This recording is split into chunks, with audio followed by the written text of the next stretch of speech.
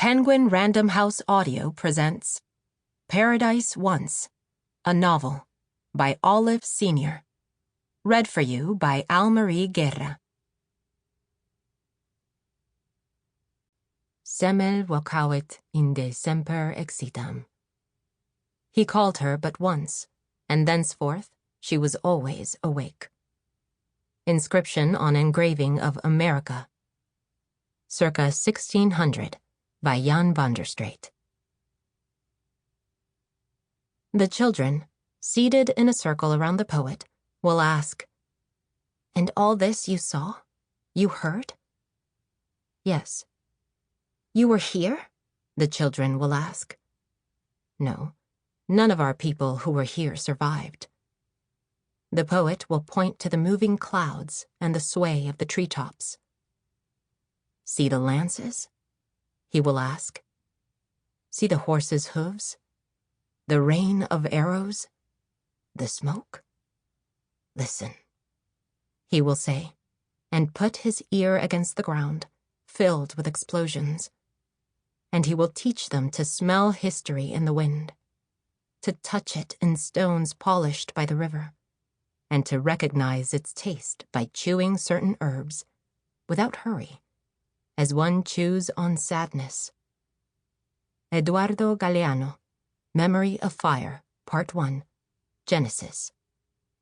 Translated by Cedric Belfridge. Part 1. The Village. There are those who will always say it was Feather the traitor bringing the foreign bird into the village that caused the first shedding of blood that unleashed the flood that ended in our destruction. We all know there was discord long before, from the time of our cacique Omeida's murder in a foreign land, and the quarrels over his successor. Discord that split the village into two factions, one led by Matron Greenstone, the other by the new cacique Runs Swiftly and his retinue, which included Councillor Maura, Run Swiftly's uncle and brother to the formidable matron. They didn't talk to each other, but it was far, far more than a family feud. We should really say it all began long before, from the time the foreigners sailed to our shores and split our world in two. There were those who avidly leaped to secure the talismans of modernity, and those who wanted to cling to the rules laid down from first time, regardless. And there are still those who say the model of our turbulent existence within the duality of light and dark, good and evil, feast and famine, was ordained long before that, at first time, with the birth of the twins Boinayel, son of the dark serpent bringing rain, and Maruhu, bringer of fair weather, warring opposites even before they left the cave of their mother's womb. It happened. Once. So it was. So it always will be. Chapter 1. As swirling mist swallowed the last notes of the holy man's greeting to sun, and shreds of sacred tobacco floated from his outstretched palms, Maima village exploded into life. Girls puffed their cheeks out as they blew on the fires to make balsam tea and warm up ajiaco, pepper pot stew that sat in a covered olla at every family hearth. Servants hurried off to the cane, the large rectangular building facing the main plaza, the dwelling of the nobles. Pet birds, lapdogs, monkeys, iguanas, and small children alike were scrambling in and out of the houses and screeching. Men and boys tuned up their panpipes and whistles on their way to the river for their first bath of the day. Men headed upstream, women downstream, in a bantering exchange of laughter and greetings. Only the women on the farm roster were quiet and purposeful as they got ready for the trek to their fields, baskets on their backs with their knives, digging sticks, and water calabashes. Some had a cotton spindle and thread already in hand for spinning, as they trotted single file to the conuco along a path still slippery with dew. Small children of nursing mothers peeked out from cradle boards. Night Orchid, on her way to her uncle's workshop, accompanied her mother as far as the crossroads where Pebble joined the other women heading for the conuco.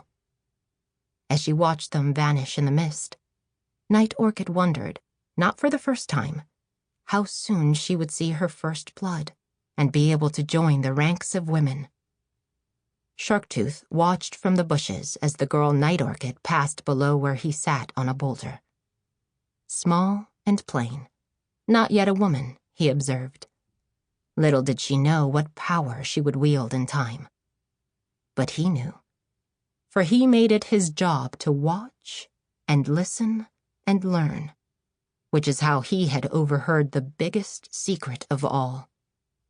So big that it made him decide to make a marriage offer to her uncle now, for when she came of age. He knew there would be objection from the girl's family, but it had already been sanctioned by the cacique, no less, and his word was law. Sharktooth smiled at how easy it was to manipulate Runs Swiftly, the young man who had surprisingly succeeded to the leadership with the sudden death of Almeida. He knew the high-ranking cacique had tolerated his presence in Maima because he had arrived as a Lucayan refugee and deserving of hospitality. But never would he have allowed him to approach the inner circle. Truly, thought Sharktooth of Almeida's death, the powers smiled on me. Once the girl came of age and was married, the present office holders would be the only obstacles to his total control of Maima village. The old woman would die soon anyway, and removing her daughter before she succeeded as the keeper of the most sacred object in the nation could always be arranged. He thought of the magic darts that had been embedded in his body when he pledged his soul to the shark god of the underworld. Bagua Guamacahayo. Darts that left no record of their journey. Smiling, he struck his flint to light his tobacco, and almost toppled off his perch as an eerie laugh penetrated the silence, seeming to come from nowhere and everywhere. Ay, ay, ay. It sounded unpleasantly like the old man of his youth, who had both blessed and cursed him, and whose spirit seemed never to let him go. He jumped down and picked up a stone, but dropped it, knowing it was useless against spirits. Bursting with anger, he set off for his medicine hut. It needed serious work to counteract this omen. Chapter 2. In the men's section of the river, boys were joking around, soaping up, diving in and out of the water, wrestling or noisily splashing each other. "Canoa!" Flint shouted, waving his arms and pointing. All eyes turned downriver, where a narrow boat hugged the bank. The canoe was piled so high with goods the paddler was not immediately seen. When he was, the boys whooped with delight, calling out, "Feather! Feather!" as they sped down the gravelly beach to meet him. They arrived just as Feather lifted the conch shell to his lips to signal his arrival. Flint got there first. The young warrior Heart of Palm, feeling he should be first in everything, tried to grab hold of him so he could get ahead. But Flint twisted his slippery body out of his grasp and splashed on, determined not to be outdone.